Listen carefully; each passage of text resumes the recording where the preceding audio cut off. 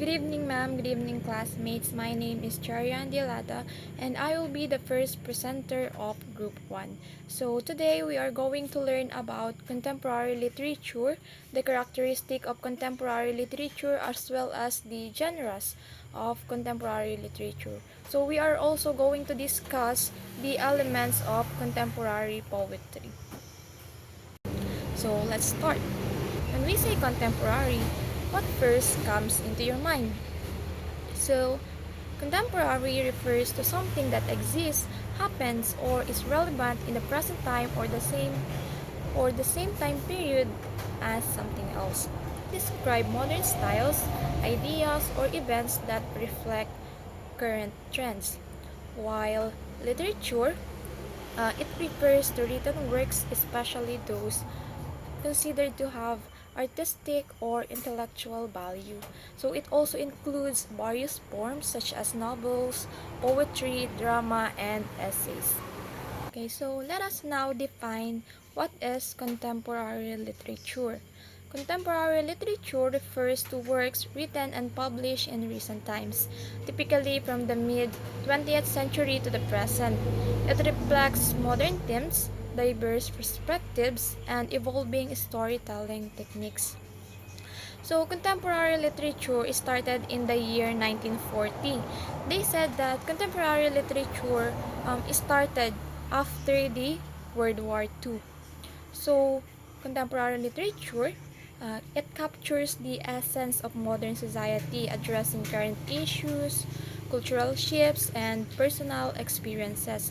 It also includes works from various genres such as fiction, poetry, drama, and nonfiction, written by authors from diverse backgrounds. Contemporary literature is a mirror of modern society. So why? So they said that contemporary literature can be seen as a mirror of modern society. This is because it reflects the complexities, challenges, and transformation of the world today. So it offers insights into personal and collective experiences, just like how the mirror shows the reflection of what is in front of it. So contemporary literature mirrors social issues, cultural changes, and individual identities. So through its exploration of topics like inequality, technology, and mental health, and also globalization. So it helps readers to understand the world they live in, offering both a critic and a deeper understanding of the present moment. There are six characteristics of contemporary literature. First is the reality-based stories. So contemporary literature often focus on real-life situations and life experiences. So this captures the essence of the world as it is. It explores everyday lives, struggles, and triumphs of its character. So these reality-based stories helps the readers to relate the story and characters more deeply. Contemporary literature portrays the harsher aspects of reality. So it may tackle challenging aspects such as social inequalities, complexities, and contradictions of contemporary world. Next is current modern setting. So in contemporary literature, the setting the setting is typically the current day or recent past. This choice of setting allows authors to explore, recognize, and connect to the world described in a text. Next, we have well-defined, realistic, high-developed, and strong characters. So, characters in contemporary literature are often richly developed. They mirror the complexities of real people, complete with its strength and weaknesses, and also their personal struggle. So, contemporary literature delves into the psychological and emotional dimension of its character, making them relatable and authentic. Contemporary literature maintains a strong sense of structure in storytelling. It follows traditional narrative elements such as the exposition, rising action, climax, falling actions, and resolution. This structure helps readers to engage with the story and follow the character's journey. Then the last characteristic is writing is more character driven than plot driven. Unlike the other genres where the plot is the center stage, in contemporary literature, they prioritizes the character's development and exploration rather than the plot. So they are not after the plot, but in characters' inner lives, emotion, dilemmas, which can lead to a deeper emotional connection with the story. One of the examples of contemporary literature is the story The Hunger Games. I know that most of you know the story The Hunger Games, right? So, The Hunger Games published in 2008, and it is a dystopian novel that explored themes like survival, inequality, and political oppression, and the impact of media and spectacle on society.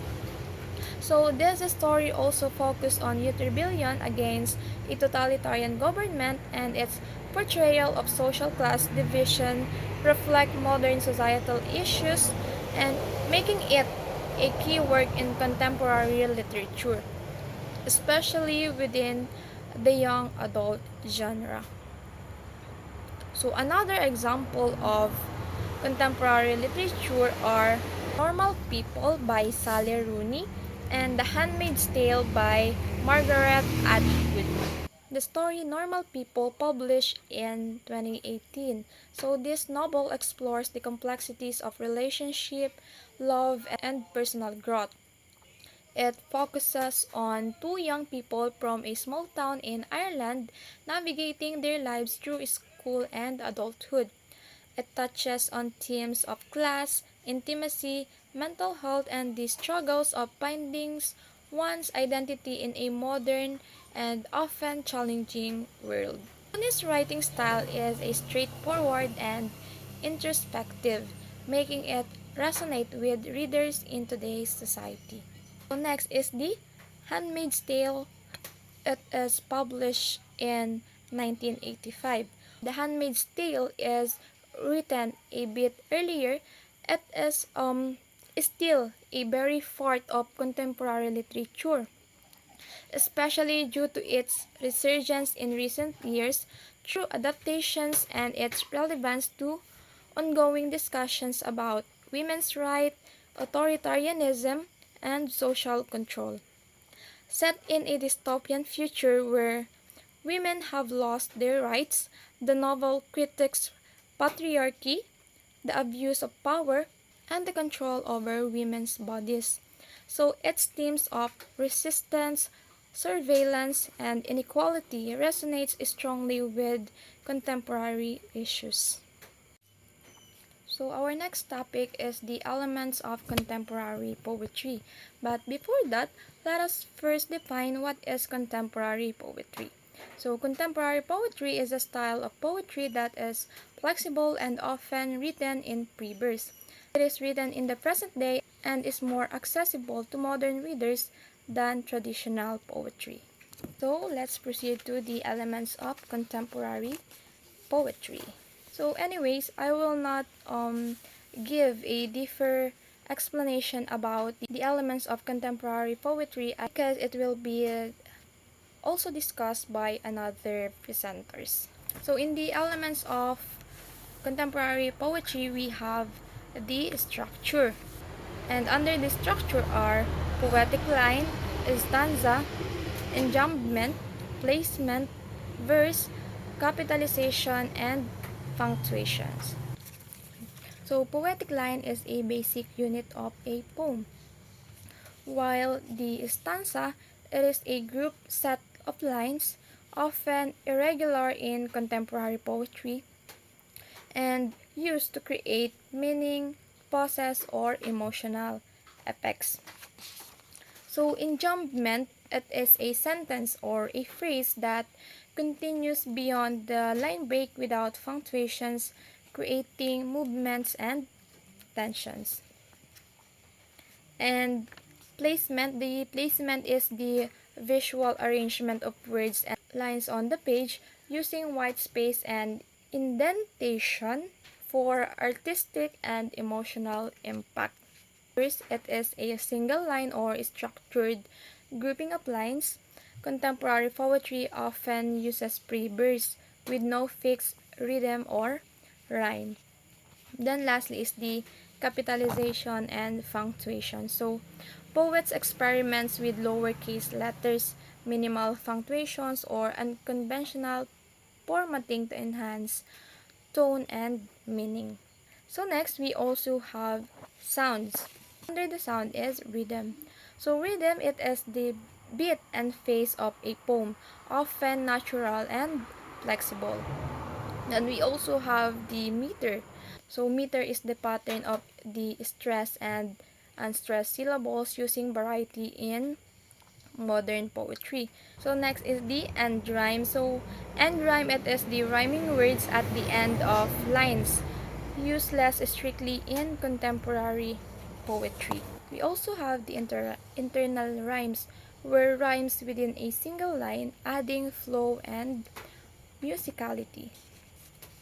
And we also have assonance. So we say assonance, it is the repetition of words to create a mood or a rhythm. So we also have consonance. Consonance is the repetition of sounds in nearby words, often creating a rhythmic or musical effect.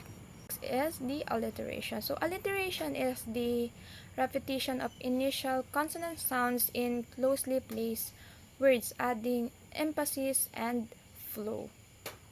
The next is onomatopoeia. So onomatopoeia are the words that imitate natural sounds, making them or making the poem more vivid and immersive. The next is repetition, so the repeated use of words or phrases to emphasize ideas and create rhythm. Next is refrain, so it is the repeated line or phrases, usually at intervals, reinforcing the poem's themes and rhythm. Then lastly is the wordplay. So creative use of words, puns, or double meanings to add depth and engagement. Another element of contemporary poetry is the imagery, and under imagery are precise language and sensory details. So precise language means choosing words carefully to clearly and effectively convey meaning. It avoids vague or unnecessary words, making the poem more powerful and direct by capturing exact feelings, moments, or image. And sensory details, of course, when we say sensory, it appeals to our five senses. Those are the sight, taste, smell, touch, and sound. So it creates a more immersive and emotionally rich experience for readers. So they help bring the poem to life, allowing readers to feel and experience the world described in the poem. So next is the figurative language, and under figurative language is simile. So simile is the comparison of two unlike things with one thing in common using like or as. So they are using simile to create a vivid and relatable descriptions. The next is metaphor. So it is the direct comparison of two unlike things with one thing in common. So metaphor offers symbolic meaning or creative expression. Next is personification. So personification, giving human qualities to non-human objects or abstract concepts, making them more relatable or emotionally powerful.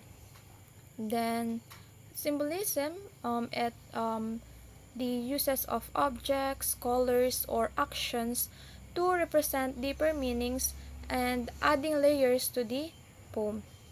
Then, of course, hyperbole, it is the exaggerating of something to emphasize its importance or intensity, often used for dramatic or emotional effect. So we also have verbal irony or sarcasm. So irony is when a poet says one thing but means the opposite. So it often expresses humor or critique, creating a contrast between literal meaning and intended meaning. So there is also a situational irony. So situational irony occurs when what happens is opposite to what is expected. It is often used to surprise or challenge assumptions about life and its unpredictability. The next is pun. So pun is the play on words with multiple meanings or similar sounding words, adding humor, wit, or subtle layers of meaning to a poem. So another is the allusion. Allusion is a reference to a well-known person, event, or cultural work, creating connections between the poem's themes and broader context and enriching its meaning. Then lastly is the idiom. So idiom is a phrase with a figurative meaning that differs from its literal interpretation. So it is often used to evoke deeper emotions or cultural layers. So let's move on to our next topic, which is the poetic forms. So there are several poetic forms. Then first is the acrostic. So acrostic is a poem in which the first letter of each word forms a word, usually a name if read downward. So I have here an example of acrostic poem. So you see in this poem, in every first letter of each line, when you read those letter downward, you will create another word or a name. So in this example, the word is hope. Okay. So next is the couplet. So couplet is the two lines of poetry that rhyme and usually form one complete idea. For example, the moonlight dances on the sea, whispering secrets wild and free. So those two lines rhyme and it form a one complete idea. So next is haiku. It is a Japanese three-line poetic form usually about nature with lines of 5, 7, and 5 syllables respectively. The next is quatrain. I know that you are familiar with this because Ma'am Luna asked us to do a quatrain. So quatrain is a stanza made of 4 lines, often containing a rhyme scheme. And of course, if there's a quatrain, there is also a cinquain. So cinquain is a 5-line untitled poem where the syllables pattern increases by 2 for each line except for the last line, which ends in 2 syllables. So the pattern is 2 4 6 8 2. So this is the example of cinquain. So if you count those syllables, you will see that it follows the pattern of 2 4 6 8 and 2. Next is limerick. So limerick is a humorous rhyming poem written in 5 lines and having a particular meter. So this poem often begins with the line "There once was a." So this is the example of limerick poem. So let us read the poem. So there once was a man from Peru who dreamt he was eating a shoe. he awoke with a fright in the middle of the night to find that his dream had come true. So that is the example of limerick poem, a humorous one. So we also have sonnet. So sonnet is a poem that is 14 lines long, generally written in iambic pentameter. So next is the pre-verse. So it is a poem that does not follow a predictable form or rhyme scheme or metric pattern. So next is the list or catalog poem. So it is a poem in a form of list that uses sensory details and precise language to persuade the reader to take notice of what is being listed. So this is the example of list or catalog poem. So you see in the catalog poem, it is like they are just listing something. Yan. So next is the ode.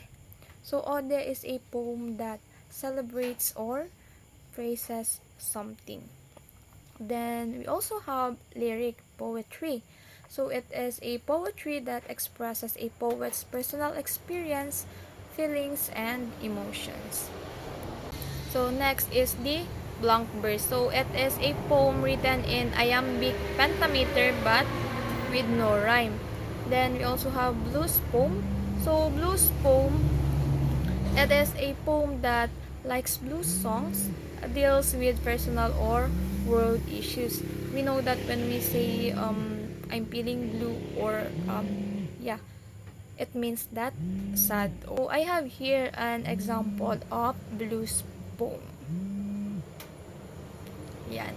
So we have nonsense poem. So nonsense poem is a pun, usually a rhyming poem that makes no sense, focusing instead on the sounds and the rhyme of the poem. So I have here an example of the nonsense poem. So as you can see, the poem is really nonsense, but it has a rhyme. We also have concrete poem. So it is a poem that uses words to form the shape of the subject of the poem. It is also known as the shape form. So this is the example of the concrete poem. So as you can see, the poem is about the moon. That's why the shape of the words are formed just like the moon. Next is narrative poem. It is a poem that tells a story. And then ballad. So ballad is a poem that tells a story and usually written in 4-line stanzas. Lastly, we have epic poem.